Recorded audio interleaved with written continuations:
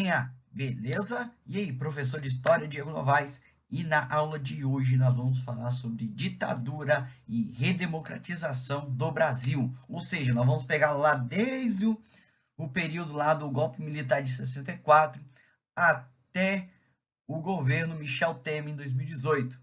Então, como é um tema muito extenso, tem muito conteúdo, muita coisa para ser falado, eu dividi esse tema em duas aulas. Então, e nessa primeira aula, nós vamos trabalhar o período de 64 até 85, beleza? Então, bora nessa. Então, aqui nós temos, né, a estrutura do nosso conteúdo, beleza? Aquilo que nós vamos trabalhar na aula de hoje, que são as chamadas habilidades e competências, que, né, de acordo aí com a BNCC, que é a Base Nacional Comum Curricular. Objeto de conhecimento, que é aquilo que nós vamos estar estudando na aula de hoje, que é os anos de 1960, Revolução Cultural e ditadura civil-militar e os processos de resistência. Habilidades e competências. Discutir os processos de resistência e as propostas de reorganização da sociedade brasileira durante a ditadura civil-militar, identificando organizações da sociedade civil que continuam atuando na política, na mídia, na economia, nas variadas instituições e na memória imaginária dos brasileiros. Discutir o papel da mobilização da sociedade brasileira no final do período ditatorial até a Constituição de 88, analisando que, apesar da forte resistência encontrada, a mobilização popular conseguiu persistir e imprimir muitas de suas reivindicações no texto constitucional. A Constituição Federal de 88 institui a garantia dos direitos fundamentais à educação, saúde, trabalho e moradia, que se realiza no exercício da cidadania e da constante mobilização social. Então, isso aí é a estrutura do nosso conteúdo que nós vamos estar trabalhando na aula de hoje, certo? Bom, aqui, né, para a gente começar o nosso conteúdo de hoje, né, vamos falar dos presidentes, né, vamos ver aqui, conhecer um pouquinho dos presidentes do Brasil entre os anos 64 e 85, né, que foi o período aí da ditadura dos militares, beleza? Nós vamos ter ele que governou em 64, na transição, né, da derrubada, né, da renúncia de João Goulart, Ranieri Mazzilli, que governou em 64, organizou a transição, e depois quem assume, né, Humberto Castelo Branco, de 64 a 67, Arthur Costa e Silva, de 67 a 69, Emiliano Médici, de 69 a 74, Ernesto Geisel, de 74 a 79, e João Figueiredo, de 79 a 85, encerrando aí o período, né, do regime militar, beleza? Nós vamos estar estudando cada um, né, desses governos, aspectos políticos, culturais e econômicos de cada um desses governos, beleza? Então, os militares, quando assumem um governo, eles vão impor uma série de medidas com o objetivo de quê? De centralizar as decisões políticas e, claro, se manter no poder. Nós vamos ter a imposição dos atos institucionais, que são conhecidos como decretos-leis. O governo dos militares também vai ser caracterizado pela forte repressão aos meios de comunicação e às liberdades individuais. E também nós vamos ter a utilização da propaganda ideológica, também chamado de ufanismo, que nós vamos ver mais adiante também, como forma de exaltar o nacionalismo e transmitir a impressão de que o Brasil se tornava, né, uma grande potência, tá certo? Aqui nós temos uma charge mostrando, né, os militares um militar abraçando Brasília, né, que é o símbolo do poder administrativo do país, né, caracterizando o quê? O período dos militares no poder.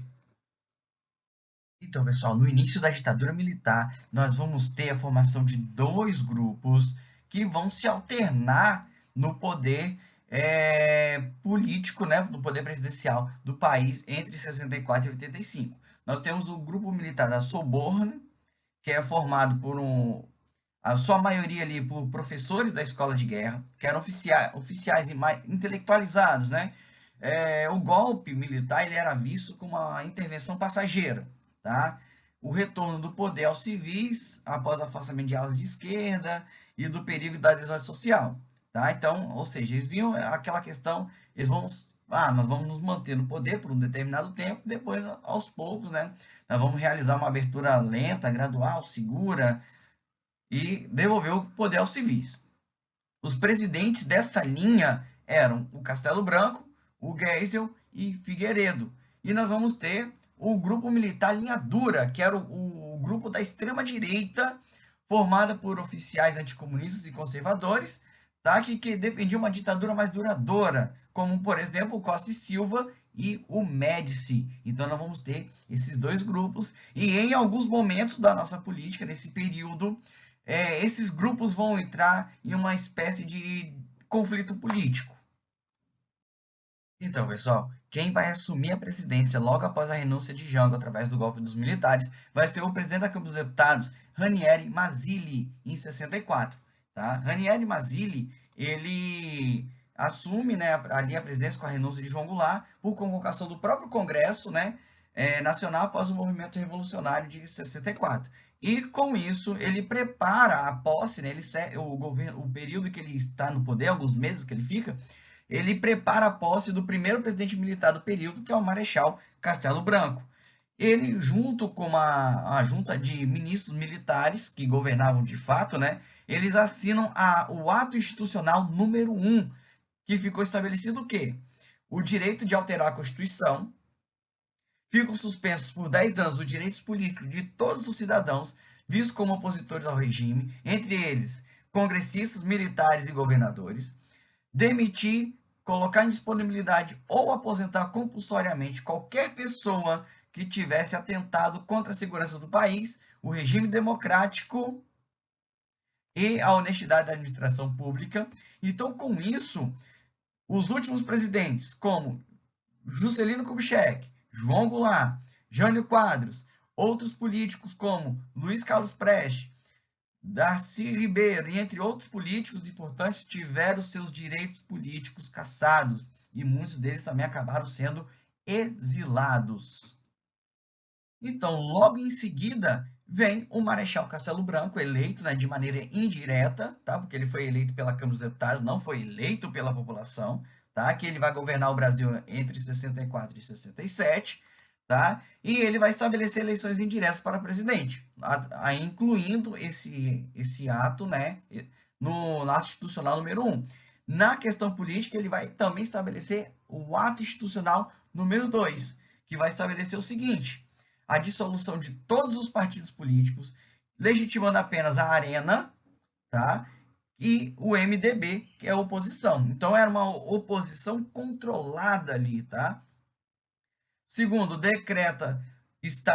pode decretar estado de sítio de 180 dias sem consultar o Congresso, e pode intervir nos estados, decretar recesso do Congresso, demitir funcionários por incompatibilidade com o regime e baixar decretos-leis e atos complementares sobre assuntos de segurança nacional. Então, esse ato institucional, ele dá ainda mais poderes ao presidente, centralizando ainda mais o poder nas suas mãos.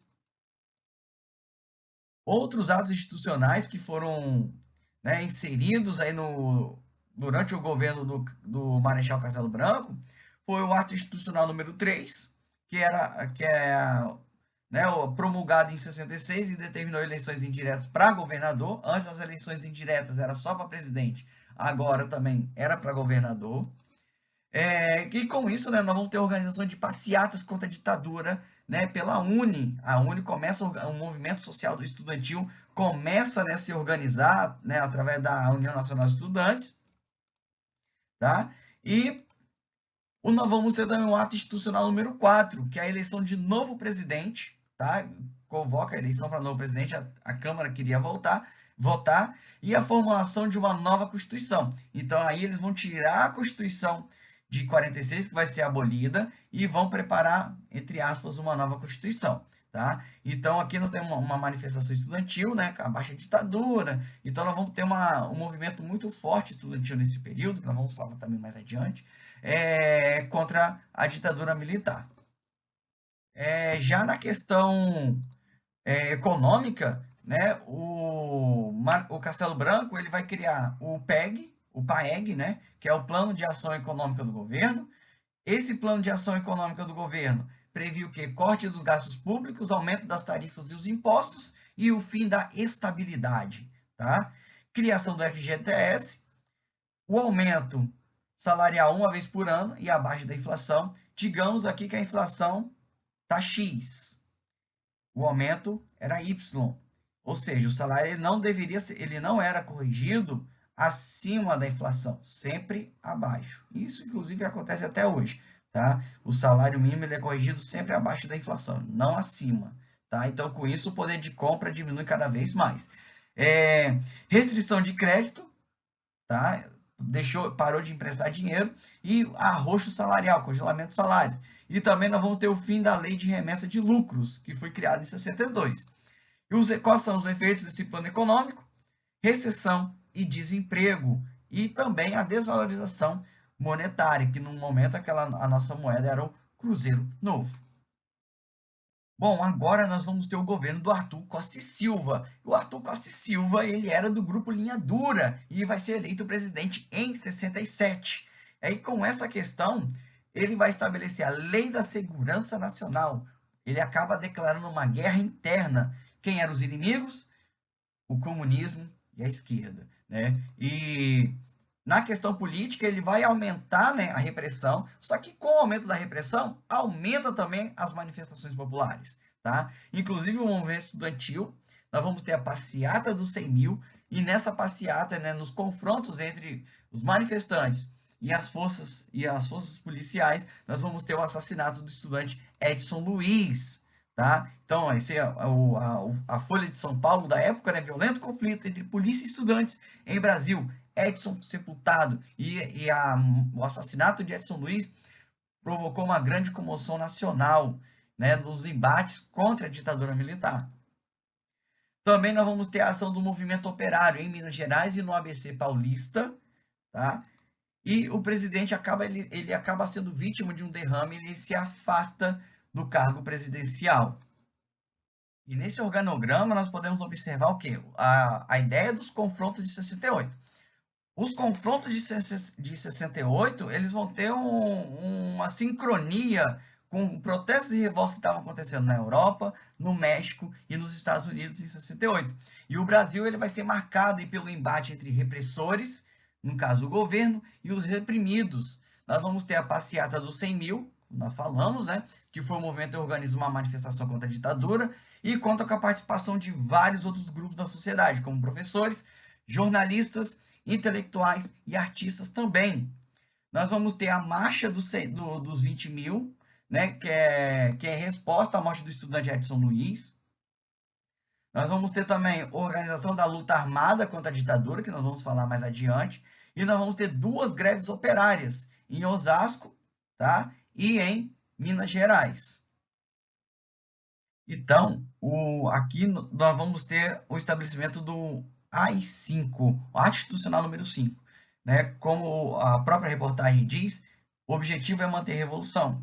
E olha só, esse ato institucional, ele, de todos, né, os atos institucionais que tiveram durante o governo militar, esse foi o mais opressor. Por quê? Primeiro, os militares se sentiram encurralados. Eles tinham 2 opções: ou eles restabeleciam a democracia, ou eles aprofundavam a repressão. Escolheram a segunda opção, né, como vocês podem observar na reportagem, por meio da promulgação do ato institucional número 5. O que ficou definido nesse ato? Fechamento do Congresso Nacional, fecharam o Congresso, rigorosa censura dos meios de comunicação e também a suspensão permanente dos direitos constitucionais e civis. Então, a repressão, a resposta do governo em relação aos protestos de 68, ela foi muito dura. Então, aqui nós vamos ter, né, nós vamos ver um pouquinho de alguns dos órgãos de repressão e as formas de resistência à ditadura. Dando continuidade, né? Nós vamos ter o CODE, que é o Centro de Operações e Defesa Interna. Qual era a função do CODE? Era coordenar e integrar as ações dos órgãos de repressão a indivíduos ou organizações, mais especificamente os grupos de esquerda armada, que era o principal foco de atuação deles, que representassem a ameaça à manutenção à segurança do regime. E nós vamos ter também o SNI, que é o Sistema Nacional de Informações. O objetivo era supervisionar e coordenar as atividades de informações e contra-informações no Brasil e exterior. Então, o principal objetivo desse grupo era supervisionar e controlar aquilo que era publicado, aquilo nos jornais, aquilo que era cantado pelos artistas, aquilo que era encenado nos teatros, só seria exposto através da aprovação dos fiscais da SNI. Tá? Então, utilização da censura como forma de controlar a divulgação de ideias subversivas, ou seja, contrária ao regime dos militares, e toda a produção de mídia e cultura deveriam passar pela aprovação dos fiscais do governo, que era a função aqui do SNI. Então, como nós estamos vendo, nós vamos ter vários setores da sociedade que vão resistir ao regime militar. O meio artístico, por exemplo, ela vai resistir através da cultura de contestação. E a partir daí que nós vamos ter a chamada arte engajada, que era utilizada, né, como um instrumento de protesto e crítica social. O cinema novo, né, foi um movimento conhecido principalmente pela estética da fome, né? Segundo o cineasta Glauber Rocha, ele coloca a situação, né, porque esse cinema novo ele nasce num contexto de miséria da sociedade brasileira. Porque os filmes dessa época procuram retratar o quê? Os problemas sociais da população brasileira. A questão da miséria, da falta de oportunidade, enfim. Então, procuram retratar a situação, né, do povo brasileiro. Outro ponto também é que a música do período ela vai ser marcada aí, né, pelas canções de protesto. Que nós vamos ter a Jovem Guarda, né, um dos principais nomes da Jovem Guarda, nós vamos ter o Roberto Carlos, tá? O rei Roberto Carlos. E canções sobre amores juvenis e automóveis de outro, né? Quem lembra do Calham Black Bibi, né? E a Tropicália, que deixou sua marca aí no cenário musical ao misturar influências e linguagens. Nós vamos ter também o Geraldo Vandré, que é um dos nomes, né, para dizer que não falei das flores. Então, muitos artistas, né, principalmente na música, utilizavam metáforas, né, para poder falar contra o regime militar e, claro, driblando os fiscais do SNI.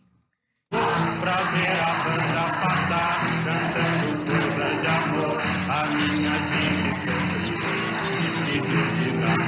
Pra ver a banda passar, cantando coisas de amor. O homem sério que contava dinheiro parou, o faroleiro que...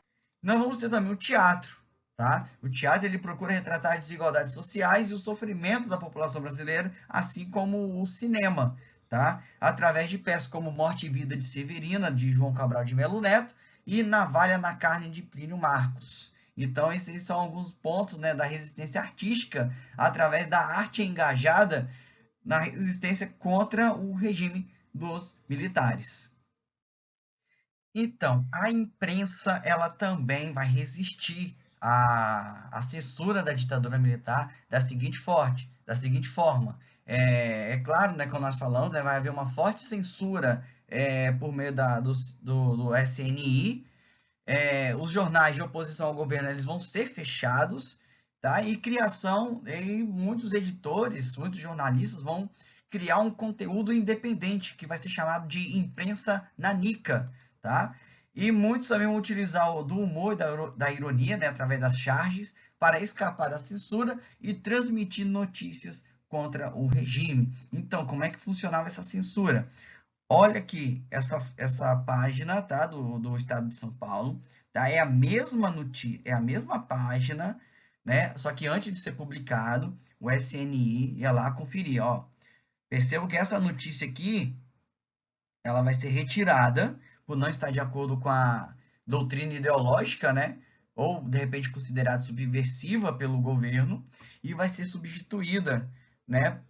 Por essa notícia aqui, ó. Médici nomeia um novo ministro, agora é samba. Então, o governo utilizava os meios de comunicação para esconder várias questões do regime militar. Com isso também quando não era postado dicas de beleza, poesia, receita de bolo, no lugar de notícias que eram consideradas impróprias ou que denegrissem a imagem do governo. Então, nós vamos ter também a resistência armada. Tá? Muitos grupos viram que as manifestações não teriam resultado e só estavam tomando ali, né, chamada porrada dos militares, então eu vou começar a resistir através, né, da luta armada. Nós vamos ter a criação, né, de vários grupos, né, que entre 69 e 74, e que é considerado os anos de chumbo, porque é o período mais violento e repressivo da ditadura militar.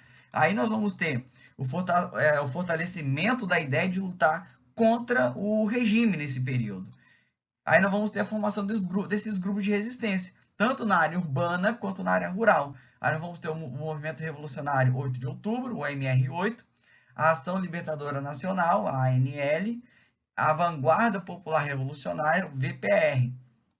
Né? Então, aí nós vamos ter uma forte repressão do governo, que é um dos pontos mais conhecidos, né, dessa repressão do governo, é a guerrilha do Araguaia, que vai ocorrer entre 71 e 74, tá? Vitimou várias pessoas que estavam resistindo contra a ditadura militar, que foram mortas ou simplesmente desapareceram, tá? E muitos desses grupos também sequestravam pessoas importantes da política, embaixadores e tal, para trocar por prisioneiros políticos, tá? Como nós podemos observar aqui nessa reportagem. Então, eles sequestravam algum embaixador, diplomata, ou algum político importante e trocar por prisioneiros políticos do regime.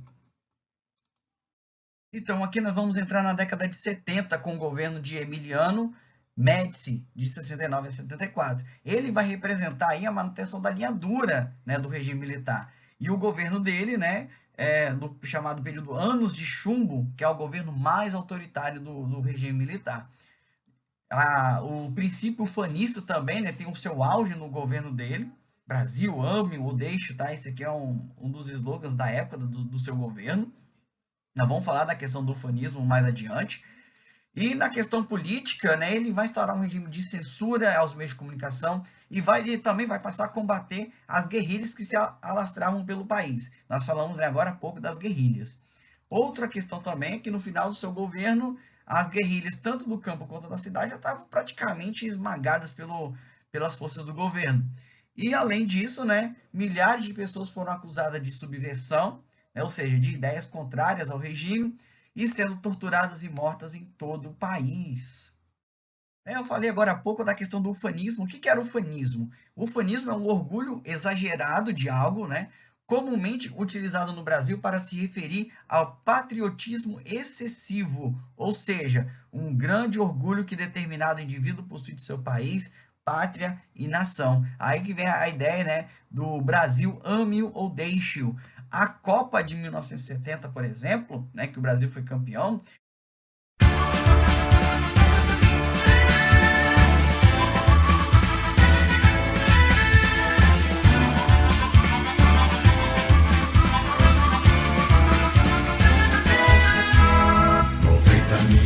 em ação, pra frente Brasil, do meu coração. Todos juntos vamos, pra frente Brasil, salve a seleção. De repente é aquela corrente pra frente, parece que todo... Inclusive foi a primeira Copa do Mundo a ser transmitida pela televisão. A ideia do ufanista, ela vai utilizar o esporte como instrumento de enaltecimento do governo, tá? Então, ou seja, a valorização das conquistas esportivas no futebol e no automobilismo vai associar essas vitórias com o sucesso do governo, tá? Outro ponto também, pessoal, durante o governo Médici, nós vamos ter o chamado milagre econômico. Então, esse período de 69 a 74, né? Aqui nós temos mais uma propaganda ufanista. A dura repressão que calava as vozes dos opositores permitiu que o governo conseguisse implementar um plano econômico de ideal liberal, tá? Sem preocupação com a diminuição das diferenças sociais, promoveu a redução de salários de trabalhadores, entrada de capital estrangeiro, Só que esse milagre econômico ele seria fruto do aumento dos índices de economia e do poder de consumo da classe média. Todavia, esse crescimento foi estabelecido pelo aumento da dívida externa nacional, né? Só que o furor do consumo, aquela sede de consumo, principalmente da classe média, e com a propaganda e as grandes obras militares, né? Nós vamos falar mais adiante das obras militares, vão ajudar a abafar essa intensa repressão do regime. Então, esse período de crescimento econômico, chamado de milagre econômico, juntamente com as obras, né, as grandes obras faraônicas realizadas pelo governo dos militares, e a propaganda ufanista do período vão abafar essa intensa repressão do regime. Tá? Então, nessa questão do milagre econômico, nós vamos ter o financiamento, né, de obras faraônicas entre 69 e 74, na tentativa de quê? De mostrar o Brasil como uma grande potência. Aí nós vamos ter a construção da ponte Rio-Niterói, nós vamos ter também a hidrelétrica, né, de Itaipu, que hoje é a segunda maior hidrelétrica do mundo, e a estrada transamazônica, chamada BR-230, né, cortando essa região, vindo daqui, né, até essa região aqui, ó. Então, essas grandes obras eram uma forma de mostrar para a população que o Brasil era uma grande potência, que o governo dos militares estava levando o Brasil à prosperidade. Então, e através do ufanismo, né, da propaganda, do patriotismo exacerbado, procuravam valorizar os feitos governamentais dos militares. Então, mas só que chega em 1973, o Brasil vai entrar numa crise econômica, tá? A chamada crise do milagre brasileiro. Por quê? Nós vamos ter um aumento do preço de petróleo pela OPEP. Então, isso vai forçar o Brasil a gastar suas divisas na compra de produto, tá? No caso, na compra do petróleo. Só que a inflação vai elevar ainda mais o preço dos combustíveis. A Associação da Economia Nacional com o capital estrangeiro e os juros internacionais vai aprofundar ainda mais a crise, tá? E os índices altos de inflação e a dívida externa vai lá em cima. Fora, né, que o Brasil, com isso, vai mergulhar numa recessão econômica no final da década, né, da década de 70. O Brasil não vai conseguir empréstimo no exterior, tá? Devido à crise. Então, aí nós vamos ter essa recessão econômica que vai frear o chamado milagre brasileiro nesse período, beleza? E aí nós vamos entrar no governo do Ernesto Geisel, de 74 a 79, tá? Na questão política de Ernesto Geisel, nós vamos ter, né, o processo, né, de abertura política lenta, gradual e segura. Isso, né, devido o regime já estava bastante desgastado, né, e conforme a previsão inicial dos golpistas, era uma chamada de limpeza, né, limpar a questão chamada corrupção, comunismo, né, e retomada, né, e devolver, né, o poder aos civis. Chegava então a hora, né, dos militares retornarem para os quartéis. Nessa questão, nós vamos ter uma novidade. Em 74, nós vamos ter a vitória do MDB, que era chamada oposição, nas eleições parlamentares, nas eleições para o Congresso. Tá? As principais medidas de Geisel no período foram a desmontagem do aparelho repressivo, que começa, né, a ser desmontado aí. Só que nós vamos ter alguns retrocessos. Entre avanços e retrocessos, né, nós vamos ter a morte de Vladimir Herzog e Manuel Fiel Filho. Nós vamos falar de Vladimir Herzog mais adiante. O pró-álcool está em 75, devido à crise do petróleo. Então, inicia um programa de criação, né, do álcool, da utilização, né, criação e utilização do álcool a partir da cana-de-açúcar como combustível. Tanto é que hoje nós temos carros aí Total Flex. Nós tivemos uma onda de carros aí que foram feitos para serem movidos, né, à base do álcool. Nós vamos ter um acordo nuclear entre Brasil e Alemanha para a construção das usinas nucleares, né, de Angra dos Reis. Nós vamos ter também o pacote de abril de 77, ainda vamos ter mais um retrocesso, chamado senadores biônicos, né? Vamos ter um retrocesso na abertura. Por quê? O pacote de abril que garantia a vitória da Arena nas eleições para o Congresso, porque nós tivemos em 74 a vitória do MDB, da chamada oposição. Aí o movimento operário ressurge, desvinculado do populismo e do sindicalismo de governo, e é um dos fatores também, né, determinantes aí para o princípio da derrubada da ditadura, tá? Esse movimento operário desvinculado do governo e também de medidas populistas, beleza? Tá? Então, nós vamos ter nesse processo também o início das votações para a anistia, ou seja, os exilados políticos seriam anistiados e poderiam retornar ao país. Tá? E em 79, já no final do governo Geisel, nós vamos ter o fim da AI-5, beleza? E, continuando aqui, nós vamos ter, né, esse ponto, nós vamos falar sobre as torturas da ditadura. Tá? Os militares, o COI-COD também, torturavam, né, os prisioneiros políticos de diversas formas, como a cadeira do dragão, o pau de arara aqui, né, choques elétricos, os espancamentos, a utilização do chamado soro da verdade, que era uma espécie de soro que a pessoa começava a confessar um monte de coisa, né? Os afogamentos, a geladeira, enfim, era uma série de torturas. Fora também, né, dos assassinatos que também eram cometidos na época. Inclusive, os exemplos, e nós vamos ter o caso do Vladimir Herzog, que até hoje é discutido, né, a questão, né, dos fatores da morte de Vladimir Herzog, que nós vamos, inclusive, nós vamos falar da Comissão Nacional da Verdade na nossa próxima videoaula, e nós vamos voltar nesse caso do Vladimir Herzog. Esse caso aqui, né, que é o Vladimir Herzog, foi enforcado.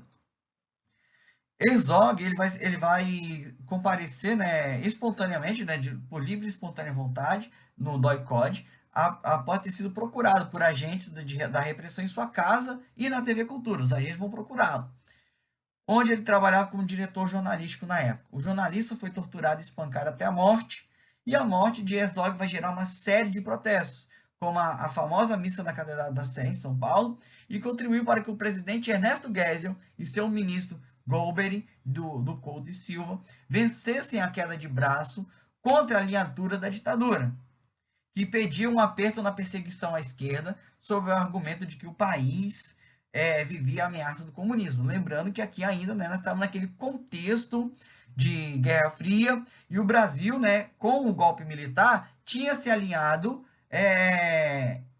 ao bloco dos Estados Unidos.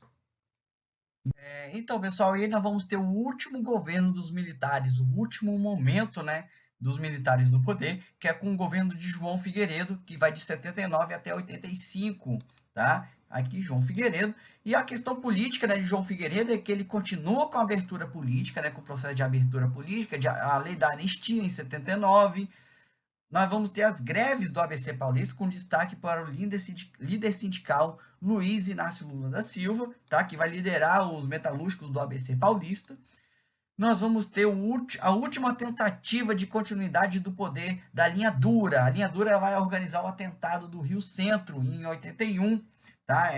Eles explodiram um automóvel do centro de convenções. Tá? Esse automóvel aqui colocaram uma bomba e esse automóvel foi explodido próximo ao centro de convenções, numa tentativa de culpabilizar a esquerda, os movimentos de esquerda, de uma suposta ameaça comunista no país. Só que acabaram, através das investigações, descobriram que esse atentado foi organizado pelos próprios militares ligados à linha dura.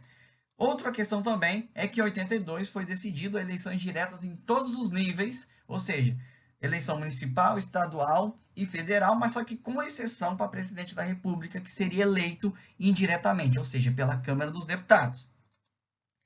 Só que nós vamos ter a campanha do Diretas Já, organizada pelo PT, o PDT e o PMDB, tá? A campanha Diretas Já, que queriam também eleições diretas para presidente, ou seja, eles queriam votar para presidente também. E tanto é que vai ter essa tentativa através da emenda Dante de Oliveira, só que essa emenda ela vai ser derrotada na Câmara dos Deputados, tá certo? Agora, uma curiosidade muito importante, olhem esta foto aqui. Essa foto aqui é João Figueiredo, né? E perceba essa menina aqui que se recusou a cumprimentar o presidente. Isso foi numa campanha, numa visita presidencial ao estado de Minas Gerais. E essa foto ela se transformou em um dos símbolos contra o regime militar, tá? Mas só que a história dessa foto não é o que a foto está mostrando na verdade, né? Por mais que ela aparenta, né, ser a menina, né, uma criança, se recusou a cumprimentar o presidente da República. Mas só que tem um outro motivo por trás disso aí. Nós vamos ver uma reportagem agora falando justamente sobre essa questão, tá certo? Foi encontrada após 32 anos a menina da foto, que virou símbolo do desgaste da ditadura militar brasileira. A reportagem é de Vladimir Neto. Belo Horizonte, setembro de 1979. O general João Batista Figueiredo, o último presidente do regime militar, fazia uma viagem com cara de campanha. Tomou cafezinho em um bar no centro, fez discurso. Estava tudo indo conforme o planejado, até que uma menina de apenas 5 anos surpreendeu o presidente general. Ninguém esperava também que ele tivesse um gesto para uma criança. E muito menos que a criança recusasse o gesto dele. A foto imediatamente virou símbolo da luta contra a ditadura. Foi publicada em vários jornais e revistas no Brasil e no exterior. Aquilo ali lavou a alma da nação. Para nós soou como uma vingança nacional. É a magia da criança. Se fosse um adulto, nunca teria o mesmo valor. Foi a foto mais famosa do fotógrafo Guinaldo Nikolaevski. Mas ele morreu em 2008 sem conhecer a garota. Ele ficou um pouco frustrado não ter conhecido a garota. Saber quem era ela, como ela estava. Os amigos também tentaram encontrar a menina. Fizeram até campanha em blogs na internet meses antes da morte de Guinaldo. A minha ideia era mais de fazer uma homenagem ao Guinaldo, pela carreira brilhante que ele teve, né? A iniciativa virou notícia e reacendeu a curiosidade em torno da foto. A foto foi tirada aqui, no Palácio da Liberdade, em Belo Horizonte, sede do governo de Minas Gerais. E quase 32 anos depois, nós voltamos aqui porque o Jornal da Globo localizou a garota da foto e nós vamos contar essa história para vocês. O nome dela é Raquel. Ela cresceu aqui em Belo Horizonte, se formou em comércio exterior, fez pós-graduação no Instituto Tecnológico da Aeronáutica, morou e trabalhou em vários países, teve uma filha de nome Clara, que hoje está com 13 anos, e nunca teria descoberto essa história toda se não fosse por um e-mail. Não foi isso, Raquel? Foi. Minha mãe recebeu um PowerPoint das 100 fotos que marcaram um século, me chamou, aí eu sempre tive curiosidade de ver essa foto. Dei um Google, aí que eu vi que estava me procurando assim, há um tempão, não tinha a menor ideia. Perguntei como ela se encontrou com o general Figueiredo. Raquel lembra que na noite anterior, o pai dela comentou no jantar que iria almoçar com o presidente. Aí eu acordei no outro dia de manhã, mãe, eu quero falar com o presidente. Ela insistiu tanto que a mãe a levou ao Palácio da Liberdade. Quando ela chegou lá, virei para ele. Você sabia que você vai almoçar com meu pai hoje? Aí todo mundo ficava assim, dá a mão para ele, dá a mão para ele. Eu detesto que me mandem fazer as coisas. Eu não dei a mão porque eu não queria dar a mão para ele, eu queria dar um recado para ele. Depois do encontro, Raquel foi correndo para a escola. E o que ficou foi a imagem da menina que recusou a mão do general presidente. E para quem admira a foto desde aquela época, a história de Raquel não diminui a importância da imagem. Ela pode dizer que não era nada disso, mas ela vai ter que ficar explicando que não era nada disso. Né? A imagem para nós, ela é muito mais significativa de um momento político que o Brasil vivia.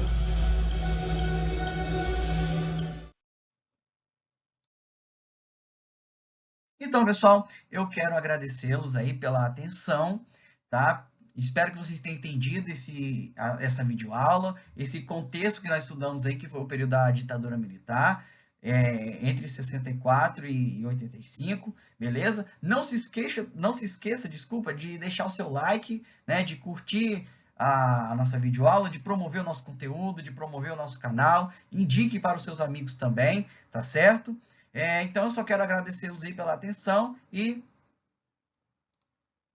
até a próxima.